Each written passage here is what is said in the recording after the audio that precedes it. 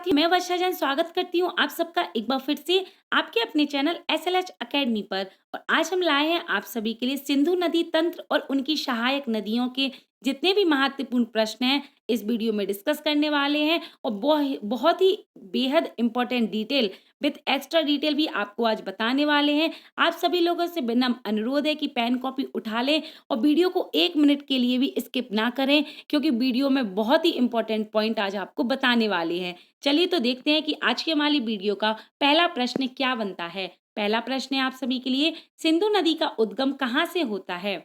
Option है मानसरोवर के निकट राकसताल से, मानसरोवर के निकट सानोख बाप से, बैरीनाग झील से या रोहतांग दर्रा से। तो सिंधु नदी का उद्गम मानसरोवर के निकट सानोख बाप से होता है। आपको इसकी डिटेल बता दें कि सिंधु नदी का उद्गम तिब्बत के मानसरोवर के निकट सानोख बाप से होता है, जिसे सिनका बाप भी कहा जाता है। यह भारत में लेह, दोस्तों लेह यहाँ नहीं लिखा है लेकिन आप लोग याद कर ले कि यह भारत में लेह से प्रवेश करती है और फिर पाकिस्तान में और वहां से अरब सागर में गिर जाती है। इसकी लंबाई 2880 किलोमीटर है और यह भारत में 1114 किलोमीटर बहती है। दोस्तों आप ये जो लंबाई है वो याद रखें ध्यान से, क्योंकि एग्जाम में ये पूछी जाती है। नेक्स्ट क्वेश्चन है आप सभी के लिए, सिंधु नदी का दूसरा नाम क्या है? ऑप्शन है इंडस, इंडो, यह दोनों या इनमें से कोई भी नहीं। तो सिंधु नदी का उद्गम, सिंधु नदी का दूसरा नाम है यह दोनों। मतलब सिंधु नदी का दूसरा नाम इंडस और इंडो, यह दोनों नाम से इसे जाना जाता है। और यह नाम किसने दिया? तो यह नाम यूनानी भाषा के शब्द से लिया गया है और यूनानी के लोगों ने सिंधु नदी को यह नाम दिया है। नेक्स्ट क्वेश्चन है आप सभी के लिए, सिंधु नदी कहाँ की राष्ट्रीय नदी है? ऑप्शन है भारत, पाकिस्तान, अफगानिस्तान या तिब्बत। तो सिंधु नदी को राष्ट्रीय नदी का दर्जा पाकिस्तान में दिया गया है। सिंधु नदी पाकिस्तान की सबसे लंबी नदी और राष्ट्रीय नदी है। दोस्तों आप याद रखें कि यह पाकिस्तान की लंबी नदी के साथ साथ राष्ट्रीय नदी भी कहलाती है। नेक्स्ट क्वेश्चन है आप सभी के लिए, सिंधु नदी की कितनी सहायक नदियां हैं? ऑप्शन है 4, 5, 6 या 7। तो सिंधु नदी की 5 सहायक नदियां हैं और कौन कौन सी हैं?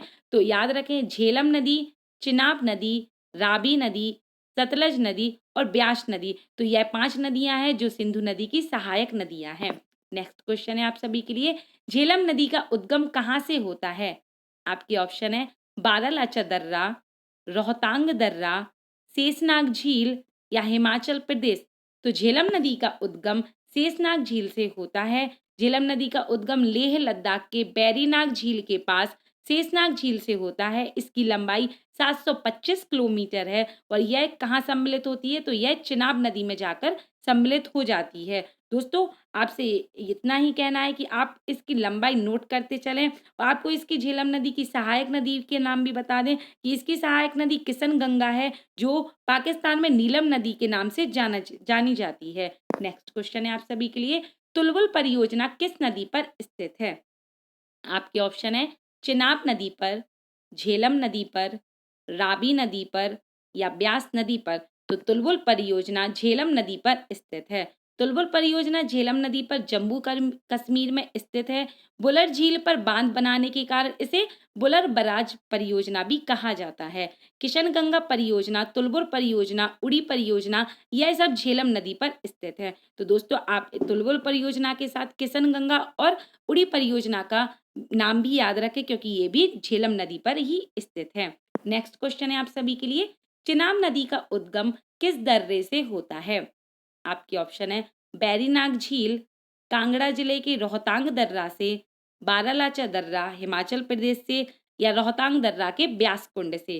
तो चिनाब नदी का उद्गम बारालाचा दर्रा जो कि हिमाचल प्रदेश में है वहां से होता है। चिनाब नदी का उद्गम हिमाचल प्रदेश के बारालाचा दर्रा से होता है, जिसकी लंबाई 960 किलोमीटर है। नेक्स्ट क्वेश्चन है आप सभी के लिए, चंद्र और भागा नदी के संगम से किस नदी का उद्गम होता है? ये बेहद इंपॉर्टेंट पॉइंट है और बेहद इंपॉर्टेंट क्वेश्चन है, आप स्टार मार्क कर लें इसे। आपके ऑप्शन है राबी नदी, चिनाब नदी, झेलम नदी या ब्यास नदी। तो चंद्र और भागा नदी के संगम से चिनाब नदी का उद्गम होता है। चंद्र और भागा के संगम से चिनाब नदी का उद्गम होता है। इसका प्राचीन नाम असिकिनी और चंद्रभागा है। नेक्स्ट क्वेश्चन है आप सभी के लिए, चिनाब नदी की प्रमुख परियोजना कौन सी है?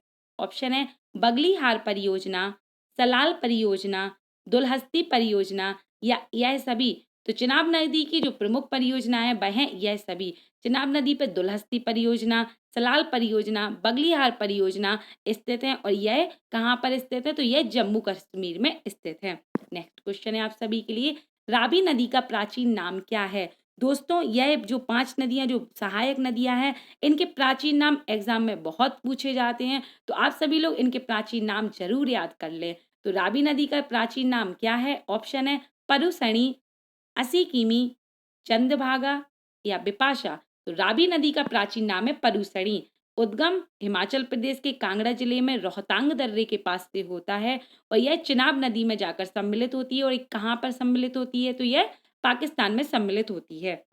नेक्स्ट क्वेश्चन है आप सभी के लिए, झेलम नदी का प्राचीन नाम क्या है?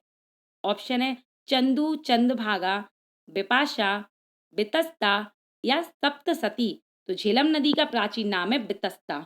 नेक्स्ट क्वेश्चन है आप सभी के लिए, ऐसी कौन सी नदी है जिसका उद्गम और विलय दोनों भारत में ही हुआ है? ऑप्शन है रावी नदी, ब्यास नदी, सतलुज नदी या झेलम नदी। तो इसका सही आंसर है ब्यास नदी। तो ब्यास नदी ऐसी नदी है जिसका उद्गम और विलय दोनों भारत में ही हुआ है। ब्यास नदी का उद्गम हिमाचल प्रदेश के रोहतांग दर्रे के ब्यास कुंड से हुआ है। ऋग्वेद में इसका उल्लेख एक बार ही किया गया है और इसकी लंबाई 470 किलोमीटर है। दोस्तों आप लंबाई याद करते जाएं। नेक्स्ट क्वेश्चन है आप सभी के लिए, ब्यास नदी का प्राचीन नाम क्या है? ऑप्शन है परुसणी, बिपाशा, असिकिनी या सतुद्री। तो ब्यास नदी का प्राचीन नाम है बिपाशा। तो आप याद रखें कि ब्यास नदी का नाम क्या है? प्राचीन नाम बिपाशा है। नेक्स्ट क्वेश्चन है आप सभी के लिए, कुल्लू मनाली पर्यटन स्थल किस नदी के किनारे पर स्थित है? आपके ऑप्शन है रावी नदी, ब्यास नदी, सतलज नदी या चिनाब नदी। तो कुल्लू मनाली जो पर्यटन स्थल है वह है ब्यास नदी के किनारे पर स्थित है। आपको कुल्लू मनाली की डिटेल बता दें कि यह ब्यास नदी के किनारे एक प्रमुख पर्यटन स्थल है। कुल्लू मनाली भारत के हिमाचल प्रदेश प्रांत का एक शहर है। यहाँ के मंदिर, सेब के बागान और दशहरा हजारों पर्यटकों को कुल्लू की ओर आकर्षित करते हैं। यहाँ के स्थानीय हस्तशिल्प कुल्लू की सबसे बड़ी विशेषता है। आप विशेषता याद रखें, जितने भी पॉइंट मिलते जा रहे हैं यहाँ के नोट करते जाएं।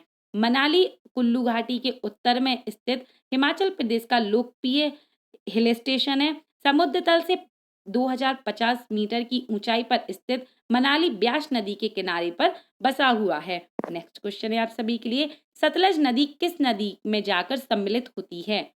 आपके ऑप्शन है झेलम नदी, चिनाब नदी, ब्यास नदी या रावी नदी। तो सतलज नदी ब्यास नदी में जाकर सम्मिलित होती है। नेक्स्ट, सतलज नदी के बारे में आपको बता दें कि सतलज नदी का उद्गम राकसताल के मानसरोवर के पास से होता है। हिमाचल प्रदेश से यह भारत में प्रवेश करती है। इसकी लंबाई 1450 किलोमीटर है। सतलज नदी पंजाब में ब्यास नदी में मिल जाती है और अंतिम में सतलज नदी सिंधु नदी में जाकर मिल जाती है। नेक्स्ट क्वेश्चन है आप सभी के लिए, सिंधु नदी तंत्र की कितनी नदी हैं जो तिब्बत से निकलती हैं? ऑप्शन है 4, 3, 2 या 5। तो सिंधु नदी तंत्र की 2 नदियां हैं जो तिब्बत से निकलती हैं और उन 2 नदी के नाम क्या हैं? तो सिंधु नदी और सतलज नदी, यही 2 ऐसी नदी हैं सिंधु नदी तंत्र की जो तिब्बत से निकलती हैं। नेक्स्ट क्वेश्चन है आप सभी के लिए, रावी नदी पर कौन सी परियोजना स्थित है? ऑप्शन है रणजीत सागर परियोजना, तवा परियोजना, गंडक परियोजना या माता टीला परियोजना। तो रावी नदी पर रणजीत सागर परियोजना स्थित है। यह देश के उच्चतम मृदा बांधों में से एक है। यह भारत के सबसे बड़े ब्यास लाख पाइप में से है और फिलहाल पंजाब का सबसे बड़ा जल विद्युत बांध है। रणजीत सागर परियोजना के बारे में आपको बता दें कि रणजीत सागर बांध को थियम डैम भी कहा जाता है। इसे दोस्तों आपको थीन नाम से भी आपको यह जाना मतलब पढ़ने को मिलेगा, तो आप कंफ्यूज ना है कि थियम पढ़ाया गया है और थीन भी है। तो आप दोनों नाम याद रखें। यह जल विद्युत परियोजना पंजाब सरकार द्वारा पंजाब और जम्मू कश्मीर राज्य की सीमा पर निर्मित की गई है। इस झील का 60% भाग जम्मू कश्मीर में स्थित है। इस परियोजना का कार्य 1981 में शुरू हुआ था और 2001 में यह कार्य पूरा हुआ था। इसकी उत्पादन क्षमता 600 मेगावाट है। नेक्स्ट क्वेश्चन है आप सभी के लिए, श्रीनगर शहर किस नदी के तट पर बसा हुआ है? आपके ऑप्शन है सिंधु नदी पर, झेलम नदी पर, सतलज नदी पर या ब्यास नदी पर। तो श्रीनगर शहर झेलम नदी के तट पर बसा हुआ है। नेक्स्ट क्वेश्चन है आप सभी के लिए, 5 नदियां कहाँ जाकर सिंधु नदी से मिलती हैं? आपके ऑप्शन है लाहौर में, पठानकोट में, पठानकोट पाकिस्तान में जो स्थित है, या पंजाब में, या अरब सागर में। तो 5 नदियां जहां पठानकोट में पाकिस्तान में जाकर सिंधु नदी से मिल जाती हैं। 5 नदियों के नाम रावी नदी, ब्यास नदी, सतलज नदी, झेलम नदी और चिनाब नदी। यह पांचों नदियां सिंधु नदी में पठानकोट में, जो कि पाकिस्तान में स्थित है, वहां जाकर मिलती हैं। नेक्स्ट क्वेश्चन है आप सभी के लिए, सिंधु जल समझौता कब हुआ था? आपके ऑप्शन है 16 सितंबर 1956, 16 सितंबर 1960, 8 सितंबर 1961 या 17 सितंबर 1962। तो सिंधु जल समझौता 19 सितंबर 1960 में हुआ था। यह भारत और पाकिस्तान के बीच हुआ था। यह विश्व बैंक के सम्मुख किया गया था। नेक्स्ट क्वेश्चन है आप सभी के लिए, हरिके बांध परियोजना किन 2 नदियों के संगम पर स्थित है? आपके ऑप्शन है रावी नदी और ब्यास नदी, सतलुज नदी और ब्यास नदी, सतलुज नदी और सिंधु नदी या रावी नदी और सिंधु नदी। तो हरिके बांध परियोजना सतलुज नदी और ब्यास नदी के संगम पर स्थित है।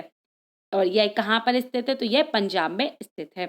नेक्स्ट क्वेश्चन है आप सभी के लिए, सिंधु जल समझौता के समय पर भारत और पाकिस्तान के प्रधानमंत्री कौन थे? ये इंपॉर्टेंट है, नोट कर लें, याद रखें। ऑप्शन है पंडित जवाहरलाल नेहरू और लियाकत अली खान, इंदिरा गांधी और फिरोज खान, पंडित जवाहरलाल नेहरू और अयूब खान, या मोरारजी देसाई और नवाज शरीफ। तो सिंधु जल समझौता के समय भारत और पाकिस्तान के प्रधानमंत्री थे पंडित जवाहरलाल नेहरू और अयूब खान। यह 2 थे जिन्होंने सिंधु जल समझौता पर हस्ताक्षर किए थे। नेक्स्ट क्वेश्चन है आप सभी के लिए, ब्यास परियोजना किस नदी पर स्थित है? आपके ऑप्शन है रावी नदी पर, ब्यास नदी पर, झेलम नदी पर या सतलज नदी पर। तो ब्यास परियोजना ब्यास नदी पर स्थित है। आपको नाम अच्छे से याद हो जाएगा कि ब्यास नदी पर ब्यास परियोजना स्थित है, जो राजस्थान, पंजाब, हरियाणा और हिमाचल प्रदेश को जल देती है। तो दोस्तों याद रखें कि ब्यास परियोजना का जल 4 राज्य उपयोग में लेते हैं। नेक्स्ट क्वेश्चन है आप सभी के लिए, लेह किस नदी के तट पर बसा हुआ है? आपके ऑप्शन है रावी नदी, ब्यास नदी, सिंधु नदी या सतलज नदी। तो लेह सिंधु नदी के तट पर बसा हुआ है। नेक्स्ट क्वेश्चन, और यह आज की हमारी वीडियो का अंतिम प्रश्न है कि सतलज नदी पर कौन सी परियोजना स्थित है? आपके ऑप्शन है भाखड़ा नागल परियोजना, भाखड़ा परियोजना, नाथापा झाकरी परियोजना, नांगल बांध परियोजना या यह तीनों। तो ये सतलज नदी पर यह तीनों परियोजनाएं स्थित हैं, भाखड़ा परियोजना, नांगल बांध परियोजना और नाथपा झाकरी परियोजना। आपको इसकी डिटेल बता दें भाखड़ा नागल बांध परियोजना की, कि भाखड़ा नागल बांध भारत का दूसरा बड़ा जलाशय एवं विश्व का एक अधिक ऊंचाई वाला गुरुत्वीय बांध है। यह बिलासपुर जिले में हिमाचल प्रदेश में स्थित है।